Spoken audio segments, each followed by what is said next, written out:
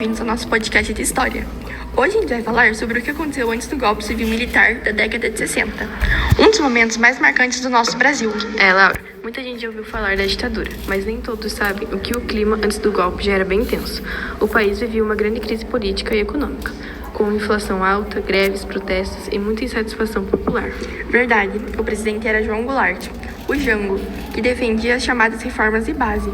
Essas reformas incluíam mudanças na agricultura, na educação e na economia, e queria diminuir a desigualdade social.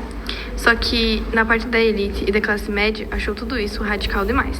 Eles começaram a ver o Jango como uma ameaça. E esse medo cresceu por causa do contexto internacional.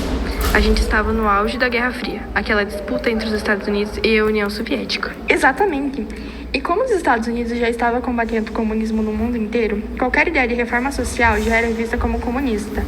A imprensa da época começou a espalhar esse medo, e até setores religiosos e empresariais passaram a apoiar a intervenção militar. E não foi só isso. O Jango também perdeu o apoio dentro do Congresso e até entre os outros militares. Enquanto ele tentava aprovar suas reformas, surgiram manifestações contra o governo, como uma marcha da família com Deus pela liberdade que pedia moral e ordem, mas na prática apoiava o golpe. E do outro lado tinha os trabalhadores e os movimentos sociais que ainda defendiam o Jango. Então o país ficou completamente dividido.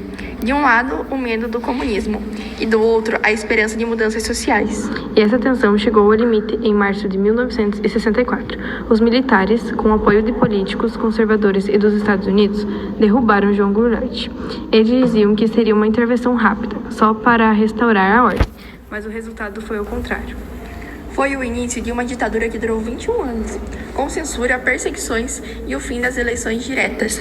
Um período que mudou profundamente a história do Brasil. E um lembrete de como as crises econômicas, desinformação e medo podem abrir caminhos para regimes autoritários. Exatamente. Por isso entender o que aconteceu antes do golpe é tão importante, para a gente nunca mais repetir os mesmos erros. E esse foi o nosso episódio sobre o contexto antes do golpe de 1964. Obrigada por ouvir.